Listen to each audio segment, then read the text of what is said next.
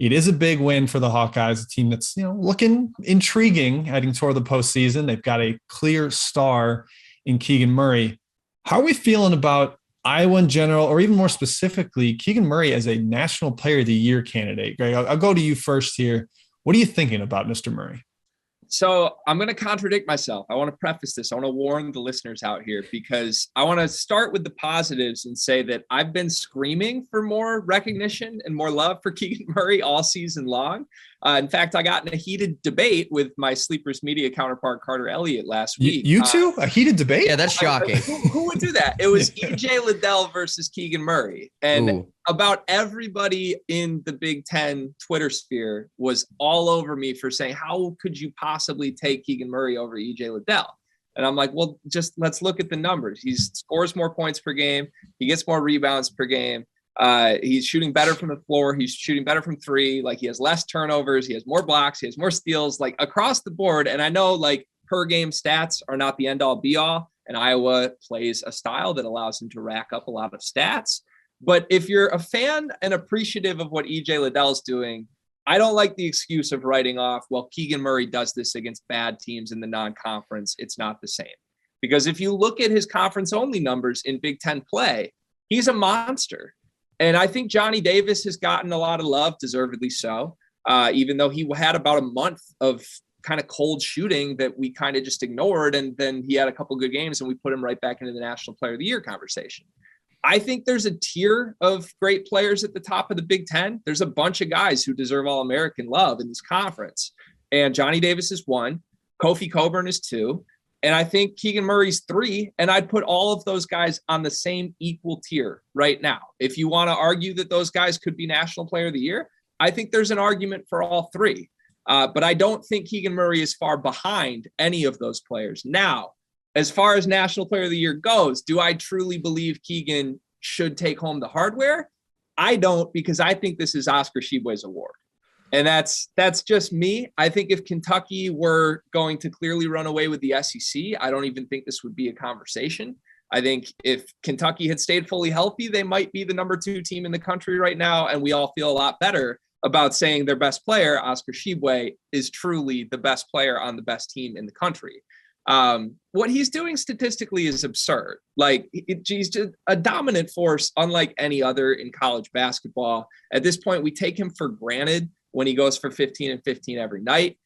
When I watch Kentucky, it appears to me that he just is playing harder than anybody else on the floor. The man's motor knows no ends. And I give Calipari a lot of credit for sort of unlocking this. I mean, I thought he was very good at West Virginia. I certainly didn't think he had potential National Player of the Year in him when he transferred to Kentucky.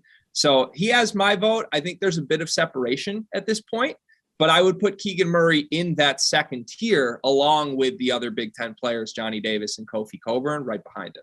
Yeah, the tricky part with Oscars, he's like bad game proof because of what you said about the motor, the way he rebounds. Even if he only puts up 10 or 11 points, he has such an impact on the game, getting up and down the floor as a big guy and dominating the glass on both ends. Sean, what's your take here on the National Player of the Year race? Is Murray in it? And do you think he has a chance to win it? And is it Oscars to lose, as Greg says? 6 or 7 straight 20-plus point games for Keegan Murray. He's been really good all year. It looked like in the non-conference, like I wasn't watching every Iowa game. They didn't play a ton of difficult non-conference games, but I would look at their box score at halftime. It's like, oh, Keegan Murray already has 22 points. Like, it was just every single night he's racking up these numbers, and he's kept it going all year. I think he's definitely top 3 for the award. And with Kofi Cockburn, I'll mention him because he's one of the best players in the country. He's been awesome. There's been 3 games I can think of specifically that he's really struggled, and that was Ohio State yesterday, that was Purdue a few months ago, and that was the Arizona game. He struggled big time in those 3 games, but here's the thing with Kofi Cockburn. He's missed 5 games this year. I think that matters when it comes down to being the National Player of the Year. 2 were due to a concussion. 3 were for a suspension that he probably shouldn't have been suspended 3 games for. So it was kind of out of his control. Definitely shouldn't have been. Yeah, but like missing 5 games is kind of a lot of games. Like if this is a MVP award in like the NFL, if you miss 5 games, you're probably not going to win the award. So I think when you look at it that way, that has to do something probably. I think Johnny Davis is probably still the favorite because he doesn't have a ton around him at Wisconsin. Tyler Wall and Brad Davison are solid, but their supporting cast isn't great. I think Oscar Tshiebwe is really good too, but here's the thing, like, I don't know if this sounds crazy, but I think there's something to when a national player of the year, an MVP has the ball, you expect something crazy to happen. Like when Luka Garza or Obi Toppin touched the ball, you knew something was about to go down. Do you really feel that way when Oscar Tshiebwe has the ball? Like he's a great player, but I don't know that he has that national player of the year feel to him. You know what I'm saying? I do. Pizzazz matters with this award. I think it does. I definitely think it does. Especially in a year where there's not like a clear guy.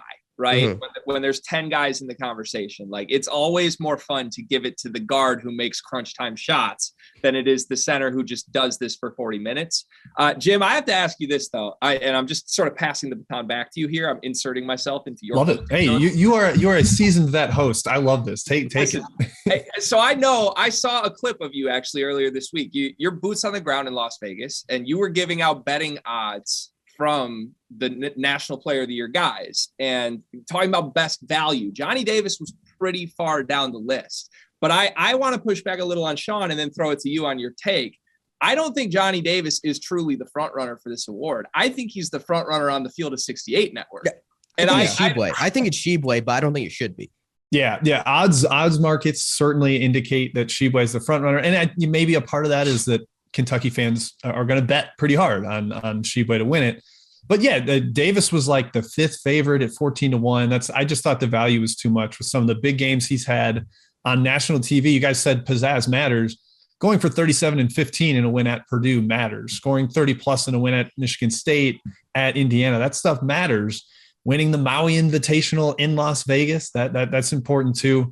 He kind of had the little bit of a Kemba Walker-esque run in the preseason tournament. There's going to be a lot to be said still on this race. The postseason conference tournaments are going to have something to do with it. Even these last week and a half in the Big Ten race and the SEC race as well. There's a lot still to be decided. It's just wild that it's this wide open at this point in the year. You could very much make a case for at least 5 or 6 guys as we did here. We didn't even mention any of the Gonzaga players. I think Chet should be in the combo.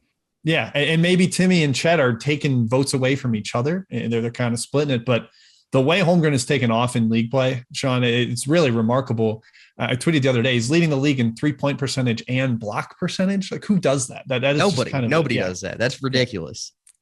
So, yeah, I think it's a very interesting race. We're going to have a lot more to figure out as we come down the stretch here. Can I say one thing, Jim? Please do. Are we sure that there has to be a National Player of the Year this year? Like, I know we have to give the award, but like my thing in the first month of the season was like, why are we all fighting each other over who number one is? There is no number one. And then Gonzaga at a certain point kind of took it back, which is fair. But like through the non-conference, I don't think there was a number one team in the country.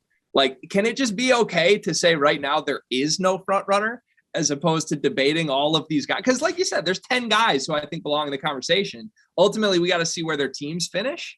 And then I think that probably answers the question for us, right? Like if Kentucky storms down the stretch and wins the SEC, it's probably Oscar's award. If Illinois did not lose last night, that hurts them. But if yes, they finally win the Big Ten, it's probably Kofi. Johnny Davis has his chance. Like they're right in the thick of the Big Ten race. I think like a championship in your conference could be a huge boost for any of these guys.